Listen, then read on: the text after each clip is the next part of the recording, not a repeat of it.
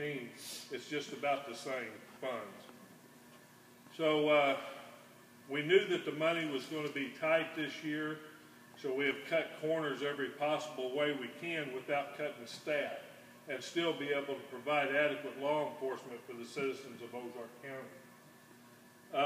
I have opened up a deal where we started farming out for prisoners from other counties, and so far it's really paid off big numbers for the Sheriff's Department. To give you an idea, we've already collected, just since I started this 3 months ago, we've been able to generate about $17,000 worth of funds from area sheriff's departments. And just like every other county, they're hurting just as bad as what Ozark County is. So it costs money to house these, to house prisoners whenever you're talking about doctor's bills and stuff like that. As an area, we figure it's going to cost us per prisoner about $5 a day per prisoner. And we're collecting, a lot of counties are charging these smaller counties $45 a day to house their prisoners, and we're farming it out for $35 a day. So we're making about $30 per prisoner per day, which is quite a bit. Right now we're holding 10 prisoners for Wright County. So you can do the math on it at $35 a day. On a general average it's around 8, but we're up to 10 now. And we got a feeling that some other counties are going to be looking towards us as well.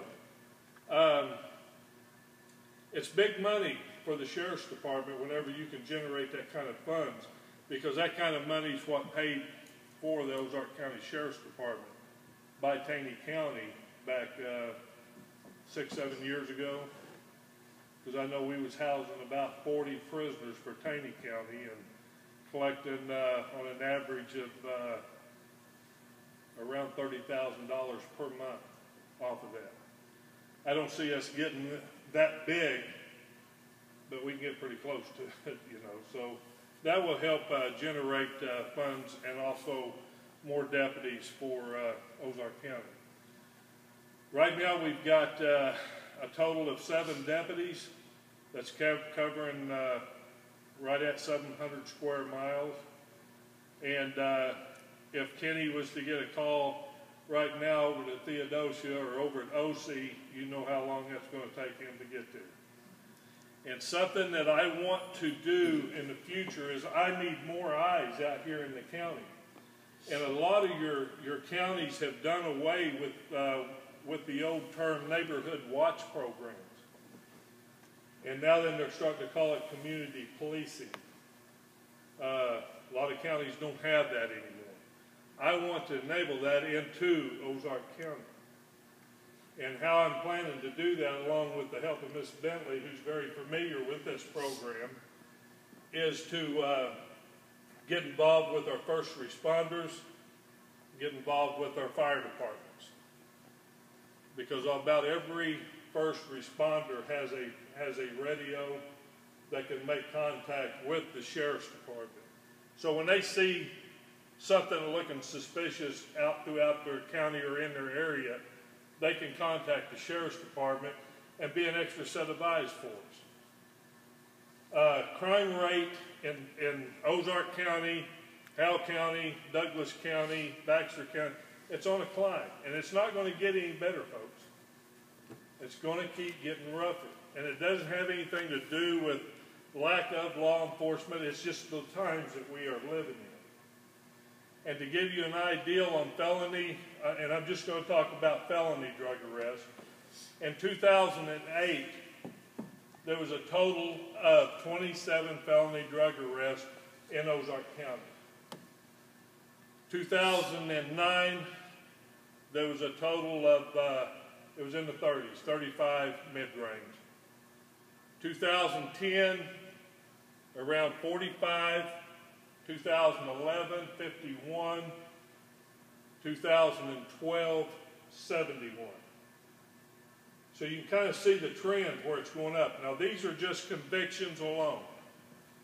These are convictions that went through the court system here in Ozark County. Meth labs in Ozark County is probably on the rise. This again is where some extra eyes will help us, because being so short-staffed, it's hard to be able to set up on a meth lab. Whenever I have Kenny up at Wasola, or I have Cecilia at Bakersfield, and you got a meth lab going on at OC, it's hard for us to be everywhere all the time. I'm working 12 to 15 hours a day. And that's a lot of times that's 7 days a week to try to keep up with this here. And we need help. The Sheriff's Department definitely needs help, and we're going to try to use every resource that's possible. I've been talking to our drug task force teams, trying to get them to set up into Ozark County, which I think is a very, very must for this county. It seems to me our court systems are getting tougher. I've seen that more so the first of the year. Just from what I could see from what our new judge has been doing, he's taking it with a tough approach, and that's what it's going to take. Our deputies are going on calls where the biggest majority of calls that is not domestic related is methamphetamine related or prescription drugs related. And I had a deputy put in the hospital because of this matter. You know, and she's there by herself. And luckily, Kenny was close enough to her, he could get to her quick enough, and the highway patrol could get to her. But 99% of the time, they would have been 25, 30 miles away from her. Or whether it had been Kenny, whatever the case is. But we are doing, at the Sheriff's Department, I know people get frustrated because, you know, you say, well, you're not doing anything with the drug relations, you know. In our county, we are busting our tails day and night on these drugs. And I know you read inside the newspaper and stuff like that in the sheriff's report. Well, the sheriff's report inside the paper does not show you the cases that are filed through Ozark County. It just tells you about the barking dog calls or a goat in somebody's yard or something like this, which is several calls we get. But we are filing, I'd say on an average, we are taking 4 to 5 different felony cases to the prosecutor's office just about on a daily basis. So, you know, the deputies are working their tails off to try to make this happen. I assure you, they are trying to do the best job we possibly can to curb the crime in Ozark County.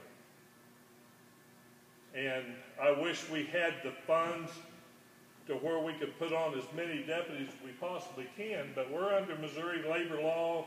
You know, you can only work, you know, the deputy so many hours before you have to pay them overtime.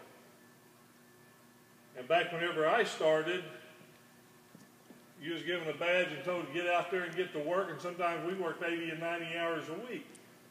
So, our burglary rates are on a climb. Our theft rates are on a climb. You can take any crime that's inside the Ozark County, and I'm just talking Ozark County here. You go to Howell County or Douglas County or Baxter County, they're going to tell you the same thing. Our sex offenders. Does anybody have any idea how many sex offenders registered inside of Ozark County? Now, 3 years ago or so, we had 27. Today, we got 51 registered sex offenders. Why? It's because another county's toughening up on the laws and they're pushing them out of that area, because the last thing that a sex offender wants is attention, recognition. Well, the only source, and then Baxter County puts them on a web page And that web page for a simple web page is $5,000. We don't have the revenues that Baxter County's got, so we don't have the money to buy that type of. I'd love to have one of those websites where you can get on there and see who's a registered sex offender in your area. And something Cecilia's going to be doing is she checks to make sure these sex offenders are living where they're supposed to be living, working where they're supposed to be working. And I do not want to file on these violators locally on state charges. I want to file on them federally.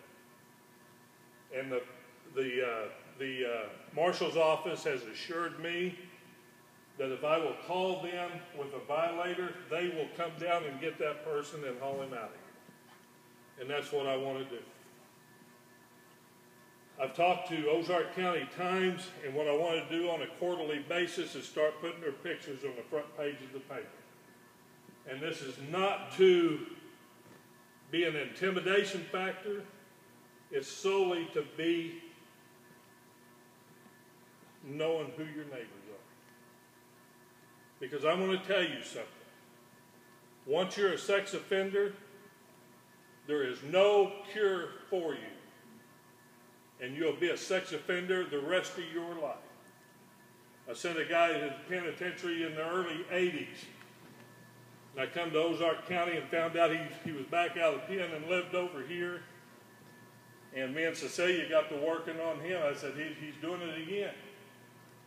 Before it was over with, we found out he had been molesting 2 children. Now that he's serving 20 years in the Department of Corrections. That alone is a full-time job. Just keeping up with the sex offenders. So this is where I need extra sets of eyes. And I need people willing to talk to us and tell us, what they've seen. I get a lot of complaints in a day, but nobody will put a name behind it. And unfortunately, that's the only way that we're able to file charges, is if my name goes on it, or one of my deputies' names, or somebody that's finally fed up with it puts their name on it. So we need some help. I brought some of the most latest brochures up here, and I hope that you guys will take one of these with you, because it's the latest thing on the market, and I think it's some very, very valuable information that comes from the Attorney General's office. And one of the things it has to talk about there is identity theft. And you guys don't think that's happening in Ozark County. It's driving us crazy in Ozark County. And there's nothing we can do about it here. There's nothing that we can do about it locally. Because these people are from Alabama, even foreign countries, that is stealing your identity. And it aggravates people, but the only thing that we can do with this here is give it to the Attorney General's office, to where they got means of checking into this. There's precautions that you can take on your identity theft. So I ask that if you guys would take one of these. If you talk to somebody in the community that would like to have one of these, they can come by and get one anytime. Something that we've done, I think it's made a big difference in Ozark County, and that is our pill take-back program. This is something that I've really pushed for the last 3 or 4 years, and for the first time, last week, we was able to get a pill box, which is like the old mailbox types that sits about this high. And because the National Pill Take-Back Program, they happen twice a year. We got one at the end of this month, and they do one in the fall. Well, we do it all year round, and that's the reason why I wanted one of these boxes. There's only 4 of these boxes in the whole United States, and we've got one. Thanks to our county, one of our county commissioners, and also the solid waste management program. Ozark County's got one of the 4 that's in the United States, and it's now stationed inside of the Sheriff's Department hallway where these people can drop off their pills. In between peel tape back to show you how active this program is. We'll get a total of 80 to 100 pounds of peels between each pickup. So it's really working for us. DEA picks this stuff up, takes it solid waste management, and they dispose of it up there. Last pickup we had was something that the methamphetamine users love, and that's pure ephedrine. And we had a bottle this small, and street value was $14,000 for a small bottle. So we put the word out as much as we possibly can that we are collecting these peels at the Sheriff's Department 24 hours a day, 7 days a week. No questions asked. They can just bring them in and drop them off. We want our hospice people to be aware of this. Because I want to tell you something, a drug abuser is not stupid. They read that paper. They read the obituaries. And they see where somebody has died of cancer, because you can always, you know, it doesn't take a rocket scientist to read down there. Contributions can be made to St. Jude's, or contributions can be made to the American Cancer Society. Bingo, that's a red flag right there that they probably got some Oxycontin in there, or they got some methadone, or they got something like that strong drug inside of that house. So we will come and pick those up from the citizens. If they can't get to us, we'll come to them and get those and make sure that they're disposed of. So that's about all that I have for you. Be glad to answer any questions. I don't know how you're going to do that, Lynn. I was going to have questions and answers after those presentations. That'd be fine.